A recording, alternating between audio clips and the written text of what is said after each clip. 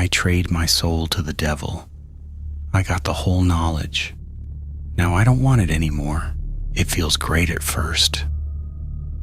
Like flipping a switch inside your brain, and suddenly everything works. No confusion, no hesitation, no second guessing. Every answer is already there, waiting. I knew how to make money, real money. I knew what people would say before they opened their mouths. I knew which risks were safe and which ones only looked dangerous. And it worked. Within months, I had everything people spend their whole lives chasing. Money, power, control. And for a while, I enjoyed it. Too much. But knowledge doesn't stop where you want it to. That's the lie. You don't get to choose what you know.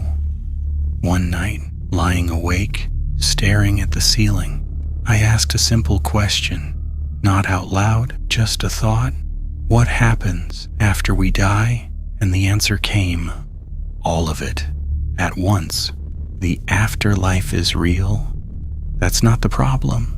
The problem is, it's not the same for everyone. The moment I made that deal, my ending was decided. No judgment, no redemption, no negotiation, just a destination. And now I know it. I've felt it. It's not fire, not chains, not anything you've ever imagined.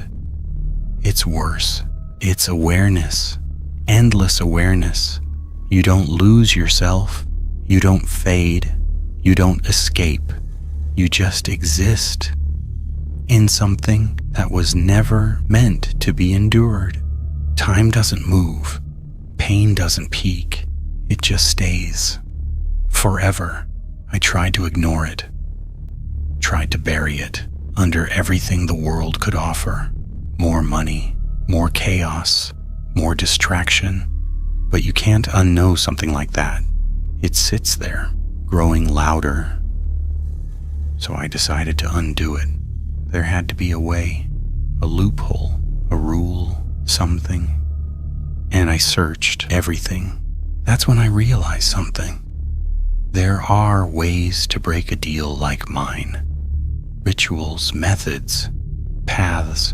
But that's the one thing I don't know. The one thing he kept from me. For the first time, I was blind. And that's when he came back. The first time, the room went silent. Not quiet. Silent. Like the world had been muted. Even the faint hum of electricity. Gone. I couldn't even hear my own heartbeat. But I could feel it. Slow. Heavy. Like it didn't belong to me anymore. Then, something behind me shifted the air. Like it had just stepped closer. You're looking for something. I turned slowly. He was there, and not there. Too tall. His arms hanging just a little too low. Like gravity affected him differently. His head tilted. But it didn't stop moving. Small, unnatural adjustments. Like something inside was trying to fit into a shape.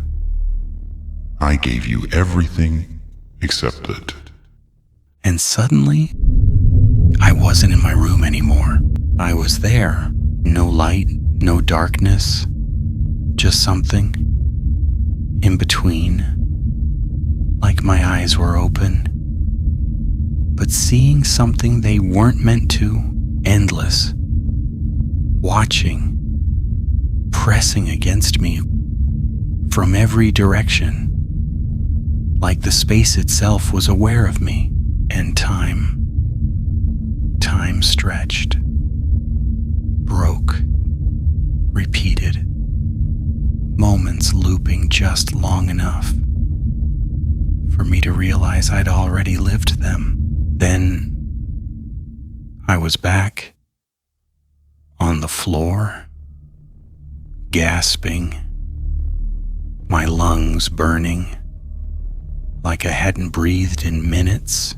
That was just the beginning. Every time I get close, he stops me. I found something once. A ritual. Incomplete, but real. I prepared everything, every detail. Perfect. For the first time, I felt hope. Then, every light died. Not flickered, gone. Like something swallowed them, one by one, and in the reflection, he was behind me. Closer than before. So close. I could feel something cold, right at the back of my neck. No. Everything collapsed. The symbols smeared, like wet ink, running on their own, until nothing was left, like it had never existed. So I tried something else. If I couldn't escape, maybe I could forget. I built something that erases memory. I activated it, and I felt it working.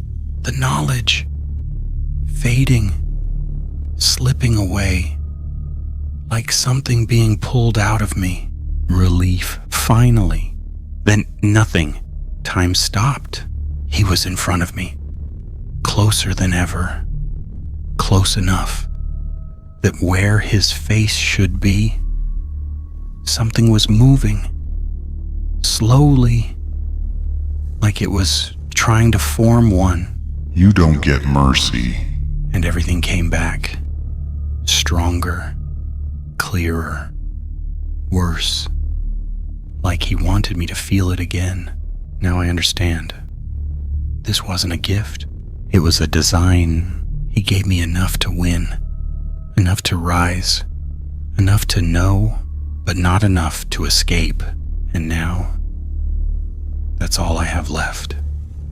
Knowing, waiting, trying, failing.